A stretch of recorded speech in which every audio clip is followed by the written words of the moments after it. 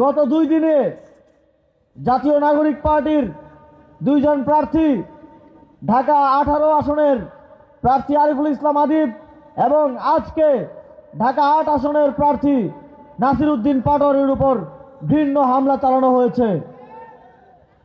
ঢাকা 8 আসনে ছাত্রদলের সন্ত্রাসীরা নির্বাচনী কার্যক্রম চলাকালে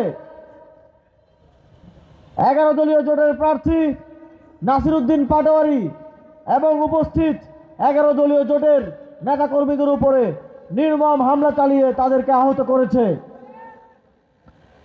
যারা এ ধরনের জঘন্য কাজে জড়িত হয়েছে তাদেরকে আমরা স্মরণ করিয়ে দিতে চাই এদেশে ভোটাধিকার হরণের পরিণতি কি হয়েছে।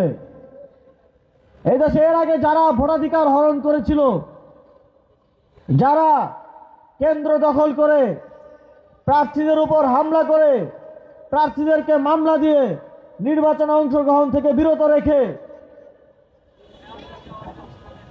মানুষের ভোটাধিকার হরণ করেছিল, তাদেরকে কিন্তু দিল্লিতে পালিয়ে যেতে হয়েছে।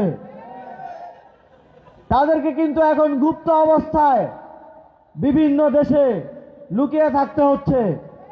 আপনারা যদি তাদের পরিণতি বরণ করতে না চান তাহলে অবশ্যই সুষ্ঠু নির্বাচনের পরিবেশ নিশ্চিত করতে হবে। আপনারা যদি পেশি শক্তি দিয়ে বিরোধী প্রার্থীদেরকে দমন পীড়নের মাধ্যমে নির্বাচনে জয়লাভ করতে চান তাহলে বাংলাদেশের জনগণ ব্যালটে আপনাদের ভূমিধস পরাজয় নিশ্চিত করবে। বাংলাদেশের জনগণ সন্ত্রাসীদের, হামলাকারীদের, চাঁদাবাজদের, ব্যাংক লুটেরাদেরকে তাদের ম্যান্ডেট দেবে না। বাংলাদেশের জনগণ সাম্য, মানবিক মর্যাদা, বৈষম্যহীন বাংলাদেশের জন্য, ন্যায় ও ইনসাফের বাংলাদেশের জন্য 11 দলীয় জোটের পক্ষ থেকে মনোনীত প্রার্থীদেরকে বিজয়ী করবে।